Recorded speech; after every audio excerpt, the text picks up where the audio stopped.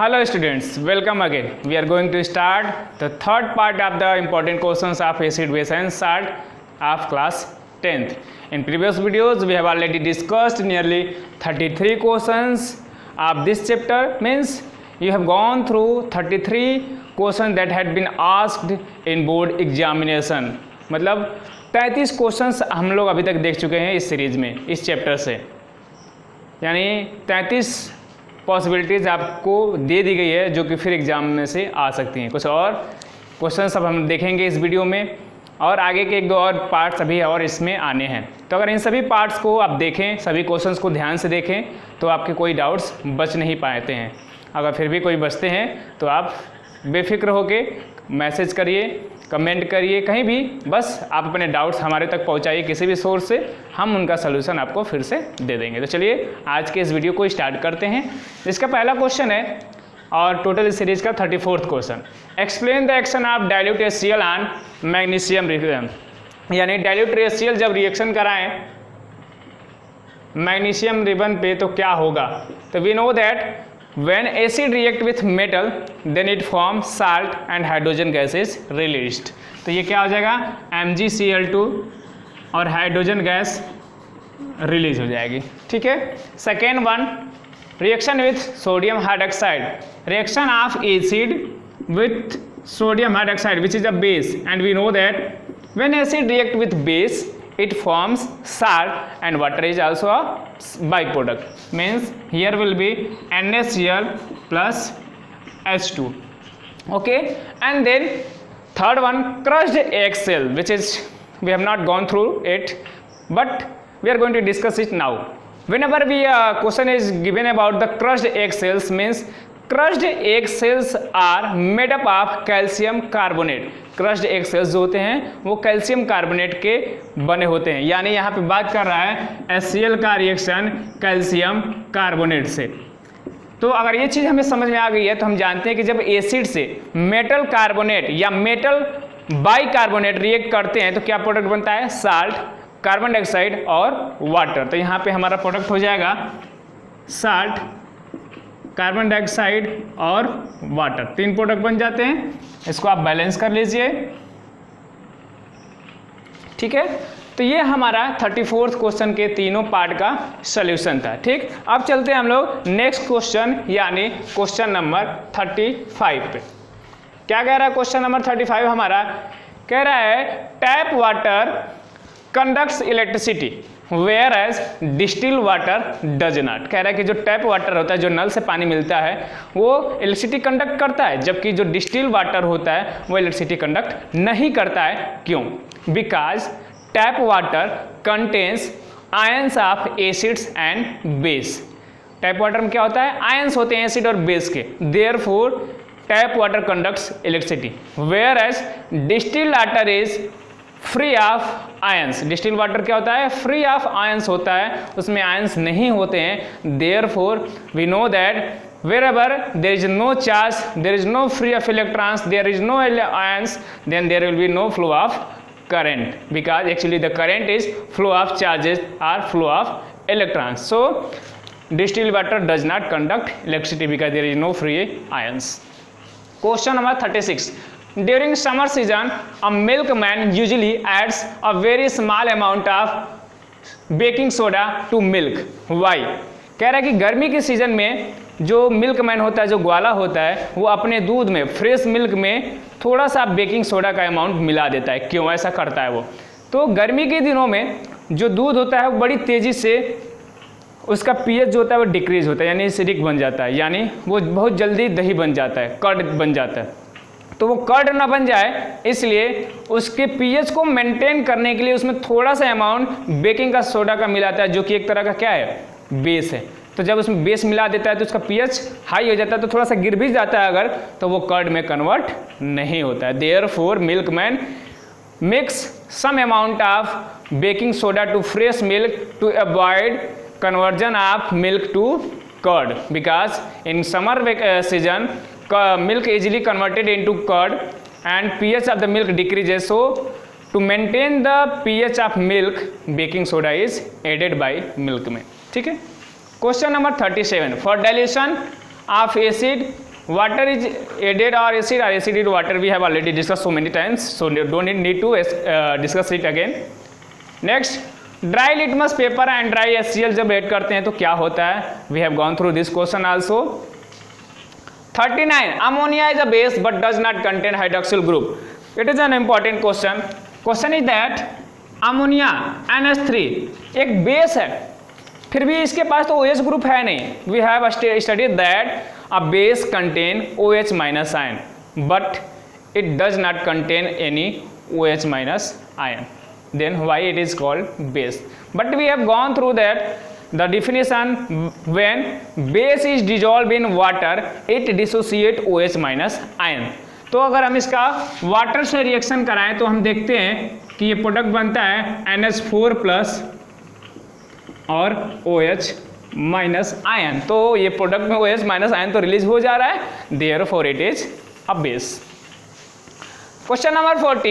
Write chemical name and formula of plaster Paris and gypsum. We have earlier gone through this question also in part 2 कि plaster of Paris का formula क्या होता है, chemical name क्या होता है. तो formula calcium sulphate hemihydrate, gypsum का कैल्शियम सल्फेट डाईहाइड्रेट, बस जितने का डिफरेंस होता है दोनों में. ठीक.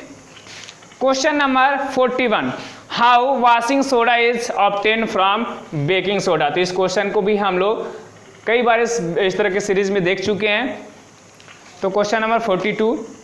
Name the natural source of falling acid. Falling acid का नेचुरल सोर्स क्या है? पहला है citric acid.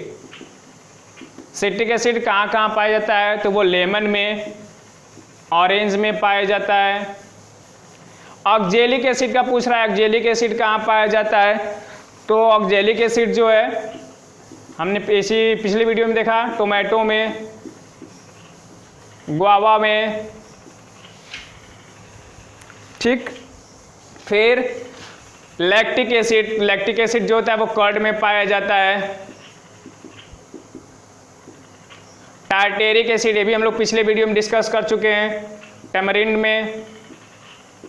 So these are natural resources of these acids. You can write and learn so that you can write easily in the examination.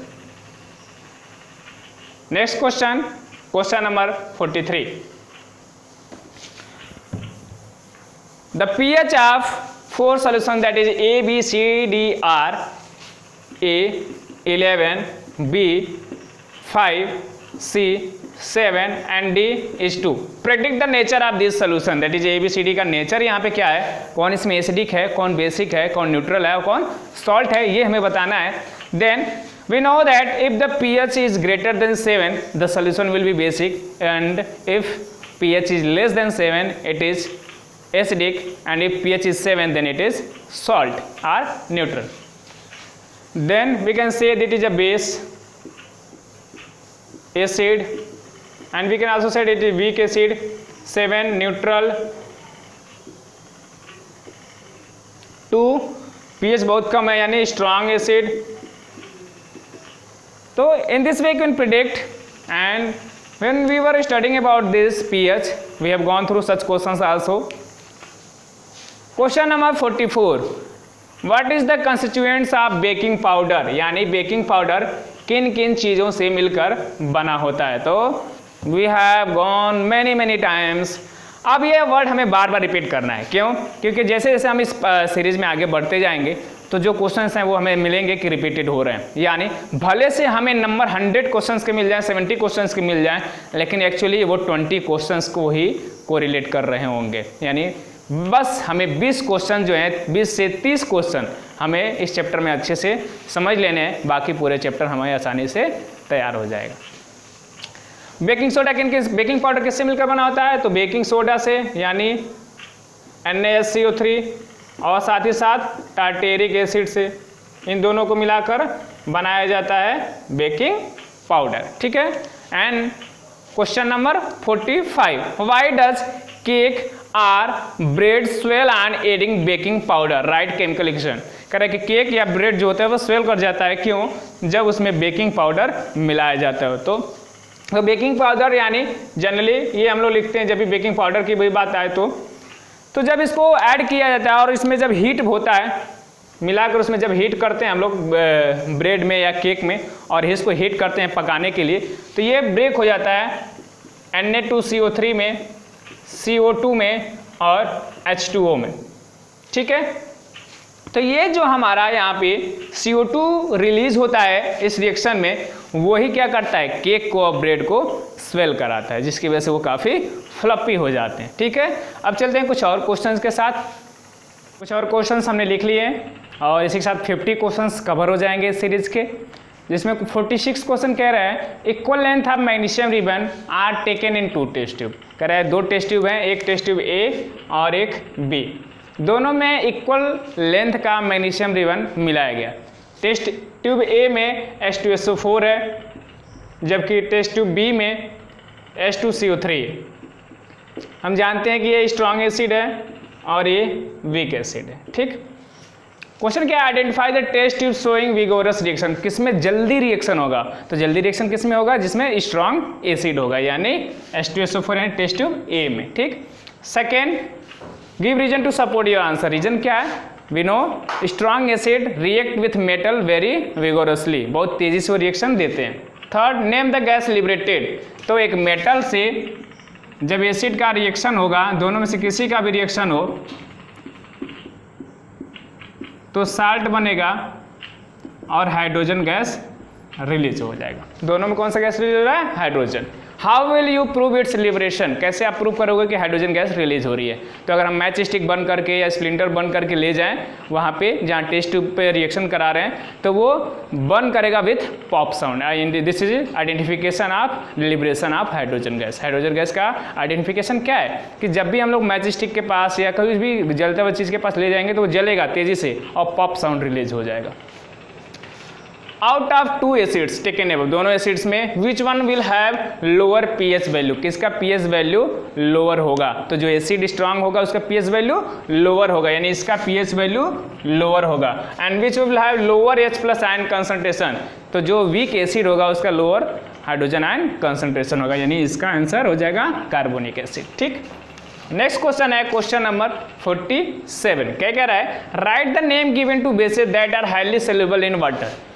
जो bases highly soluble in water होते हैं उनको क्या नाम दिया जाता है। Then those bases which are highly soluble in water are called alkalis. जो बेसेस वाटर में हाईली सोल्यूबल होते हैं उनको एल्कलीज कहा जाता है, जैसे sodium hydroxide, potassium hydroxide, these are highly soluble in water and these are called alkalis.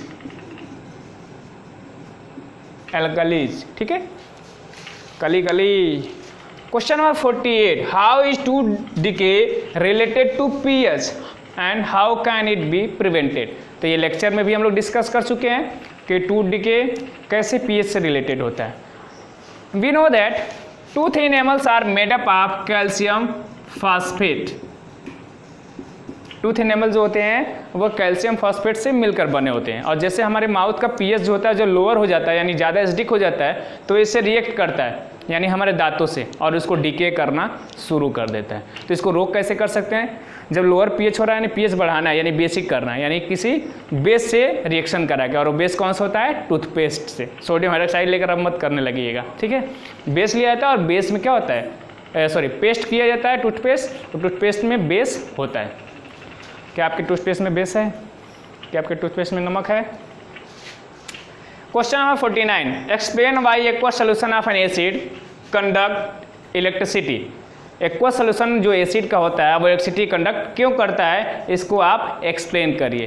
तो जब हम जानते हैं एक्वा सोल्यूशन ऑफ एसिड का मतलब, जैसे एक एसिड ले लिया और एक्वा सोल्यूशन यानी H2O, तो जैसे इसका रिएक्शन कराएंगे तो ये H+ आयन और Cl- आयन में ब्रेक हो जाता है, यानी आयंस का फॉर्मेशन होता है। और जब भी आयंस का फॉर्मेशन होगा then there will be flow of charges and conduct electricity, तो इलेक्ट्रिसिटी वहाँ पे फ्लो करेगी। तो this is the reason that they form H+ ion Cl- ion. Question number 50 and last of this video, why HCl is strong acid, HCl strong acid क्यों है, and acetic acid is weak acid, how can it be verified. आप कैसे कह सकते हैं कि HCl एक strong acid है और एसिटिक एसिड जो है वो वीक एसिड है, कैसे आप कह सकते हैं। तो अगर आपको याद है तो साल हमने जो इस सीरीज का पहला क्वेश्चन किया था वो इसी से जुड़ा था। जब इन दोनों को वाटर में डिजॉल्व करते हैं